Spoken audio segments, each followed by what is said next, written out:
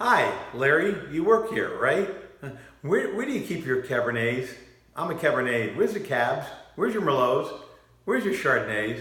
Where's your Pinot Grigios? Where's your Chard?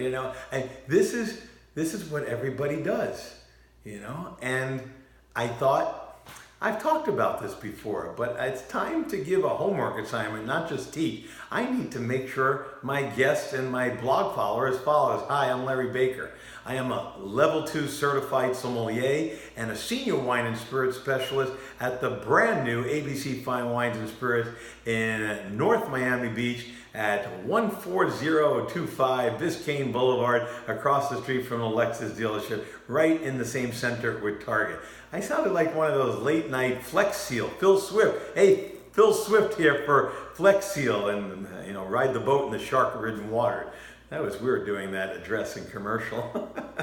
Anyway, you saw my video from France, and I had a great time with French Libation, the supplier of some of our great French sourced and certified wine, exclusive in the state of Florida. And when I was at Domaine Guéguen with Frederic and the proprietor Celine, his wife Celine, in the town of Chablis in Burgundy. Remember, Chablis is not a wine, it's a village in the area of Burgundy, the region of Burgundy. And the popular white grape, when it's white Burgundy, named after whatever town it's from, it's 100% Chardonnay.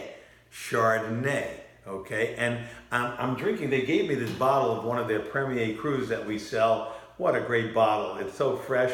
And they even put on the back the cépage, which means grape in English, it's French. They put Chardonnay, but on a Premier Cru, it's sad that unfortunately Americans don't really know, consumers don't know that they have to put that on the back of the bottle, that it's Chardonnay. We should know that Burgundy, white Burgundy is Chardonnay, but we don't. And the other thing that we don't know over and over, there are about 400,000 grapes out there that make wine from countries from Lebanon to Turkey, Kalechik from Turkey, Zinomavro from Greece, all of these wines that you may, if you're a white wine drinker, you like Pinot Grigio, you might like a Greek wine called Assyrtiko or Asprudi or Moscofilero, you might like Greco Bianco from Italy, but you're limiting yourself because you're labeling yourself. That's what consumers do. And I keep telling you, for American wine, other countries have different laws, and I'm going to repeat this, but this time you get a homework assignment. They only require, by law, there's not many laws in America, but one that they do require is that a minimum, to put the label Cabernet Sauvignon or Chardonnay, they only require that a minimum of 75% of that, whatever's on the label, grape, Cabernet, Chardonnay, whatever, is in the bottle. And most of them are blending with other grapes. And when I put this wine in the new store in the machine that I showed you on the bottle from Domaine Guéguen, people taste it and they go, it's so refreshing, it's so crisp, it's got a little salinity, saltiness to it, and I like this. And it's mineral, it's so refreshing, it's light. Must be a Sauvignon Blanc or Pinot Grigio. When I tell them Chardonnay, they go, no, where's the butter? Where's the vanilla? Where's the oak? Where's the coconut? Where's all that butterscotch and toffee and lactic taste? It's not there. First of all, most of the American Chardonnays are much higher in alcohol. Second of all, they go through that process that all Chardonnay goes through, some malolactic fermentation, a lot of malolactic on Chardonnay, and that provides that buttery taste, but you don't get that, and they don't use oak in Chablis. Most of the producers, Chablis comes from a terroir that used to be an ocean, but it's now all leftover rocks with fossilized oyster shells. And you could see these big rocks with the fossils of the sea life that used to live there many, many, many, many years ago. And that gives the minerality and the crispness and the tingling and the freshness and that little bit of a saltiness there that you're getting in the wine that you're not going to get in American Chardonnays.